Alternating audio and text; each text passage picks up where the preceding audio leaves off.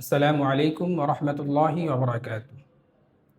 ইন্নাল হামদালিল্লাহ নাহমাদুহু ওয়া নুসাল্লি আলা রাসূলিহিল কারীম আম্মা বা'দ।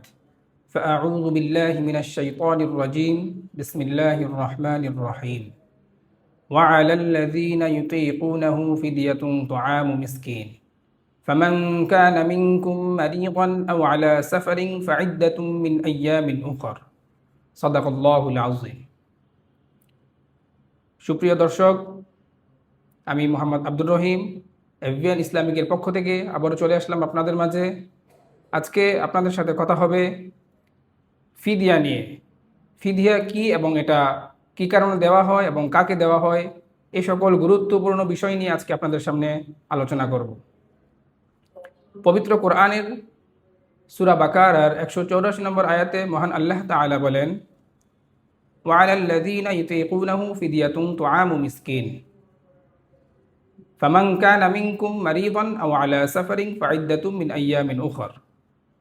আল্লাহ তাআলা এখানে বলেন যে তোমাদের মধ্য থেকে যদি কোনো ব্যক্তি সফরে থাকে অথবা এমন কোনো অসুস্থতায় অসুস্থ হয়, এমন কোনো রোগে আক্রান্ত হয় যা থেকে সে পুনরায় সুস্থ হওয়ার সম্ভাবনা নেই বা সুস্থ হয়ে রোজা রাখবে এরকম সম্ভাবনা নেই, সেক্ষেত্রে ওই ব্যক্তি রোজা রাখার পরিবর্তে ফিদিয়া দিবে।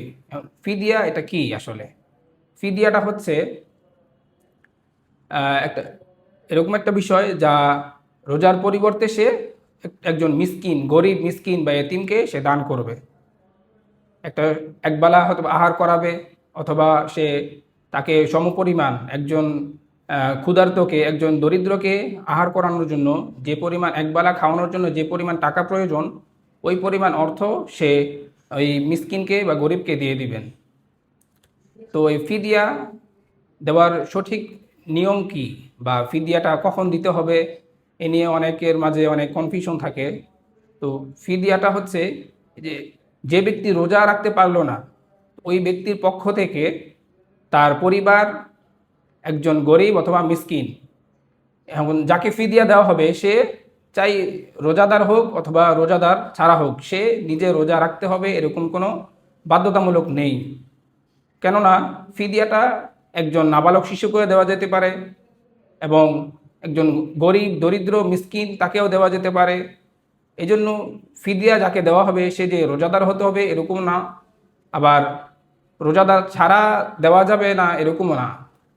এই জন্য ফিদিয়াটা হচ্ছে রোজার পরিবর্তে, এটা জরিমানা বলতে পারেন, বা রোজা যে আমি রাখলাম না এটার কাজা স্বরূপ আপনি কি করলেন, এই ফিদিয়াটা দিলেন একজন অসুস্থ ব্যক্তির পক্ষ থেকে।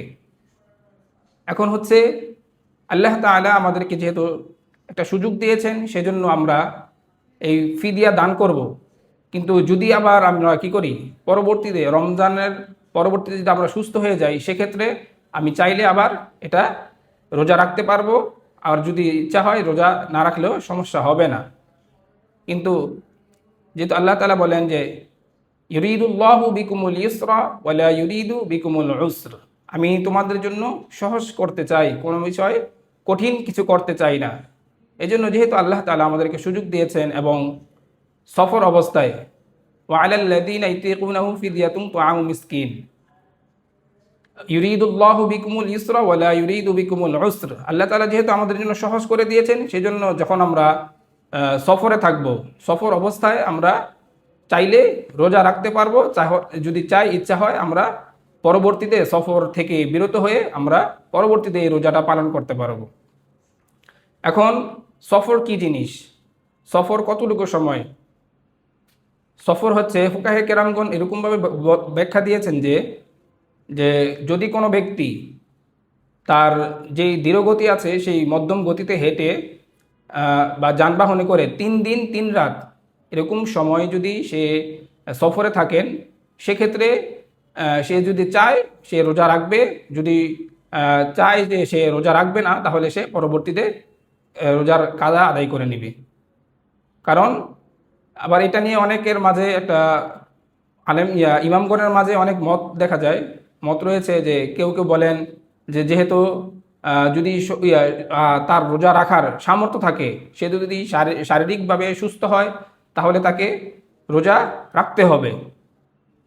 আর যদি আবার এরকমও আছে যে কেউ কেউ এরকম বলেন যে যদি কেউ চায়, যেহেতু আল্লাহ তাআলা সুযোগ দিয়েছেন, সেক্ষেত্রে চাইলে সে সুযোগ গ্রহণ করতে পারে, সে তার একটা ইচ্ছাধীন, সে যদি চায় রোজা রাখবে, আর যদি চায় যে সে রোজা রাখবে না, তাহলে তার জন্য সেই রোজা না রাখার সুযোগ আছে।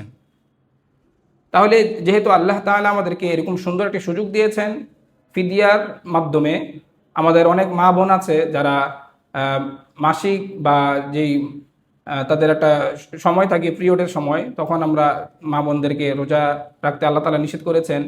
সেজন্য আল্লাহ তাআলা যেমন নিষেধ করেছেন, তেমন তাদের জন্য একটা ব্যবস্থাও, বিকল্প ব্যবস্থাও আল্লাহ তাআলা করে দিয়েছেন।